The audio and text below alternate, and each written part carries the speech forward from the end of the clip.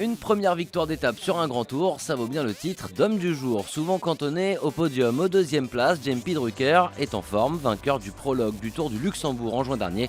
Le coureur de la BMC qui a fêté ses 30 ans le 3 septembre dernier pourra profiter ce mardi d'une journée de repos bien méritée.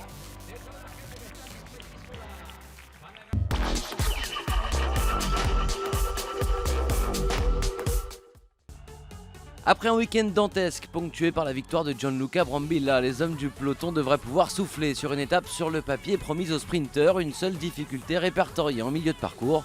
Un 16e acte entre Alcanis et Peñíscola, l'arrivée sera jugée en bord de mer le long du littoral valencien. Reste à savoir si les sprinteurs auront gardé des forces. Un début d'étape plus calme qu'à l'accoutumée, l'échappée du jour se dessine dès les premiers kilomètres. On retrouve 6 hommes à l'avant, parmi lesquels l'Italien Davide Villela ou encore le lynx andalou Luis Andrel Maté. Le peloton est lui sous la joute des équipes de sprinteurs. Etix Quickstep et Géant Alpecin ont des envies de victoire en Castellón et maintiennent un tempo régulier ainsi qu'un écart avec les fuyards entre 3 et 5 minutes. La quiétude du peloton est juste perturbée par la chute de Simon Yates. Le Britannique, 5e du classement général, réintègre le groupe maillot rouge après s'être fait soigner à la voiture médicale. Pas grand chose à signaler jusqu'à 20 km de l'arrivée, moment choisi par les Tinkoff pour donner le rythme en tête du peloton. Sans surprise, les hommes de tête sont repris dans la foulée.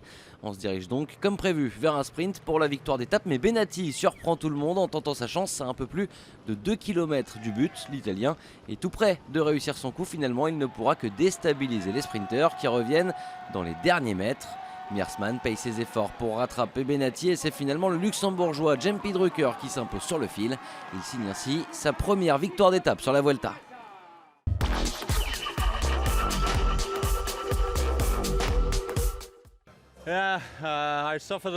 J'ai beaucoup souffert ces derniers jours, surtout à Aubisque, mais j'ai toujours cru en mes possibilités sur les étapes de sprint. J'ai fait un bon tour de Burgos, j'ai toujours eu confiance en mes capacités de sprinter, donc j'ai juste tenté ma chance.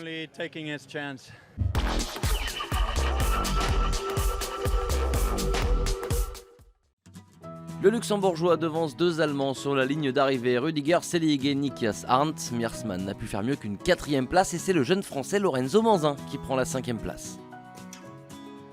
Au classement général, pas de changement, Nairo Quintana reste en rouge avec 3 minutes et 37 secondes d'avance sur Christopher Froome. Chavez complète le podium avec 5 secondes d'avance sur Alberto Contador. Après une dernière journée de repos à Castellón, retour aux affaires pour les hommes forts du peloton. Direction Lucena pour une nouvelle arrivée au sommet. Étape de 177 km avec 3 difficultés répertoriées plus une ascension finale avec les camins de Peñagolosa. Ce sera court, mais ô combien pentu, 3,8 km avec un pourcentage moyen de plus de 12% et même des passages à plus de 22. Voilà qui augure une nouvelle explication entre favoris dans cette 71e édition.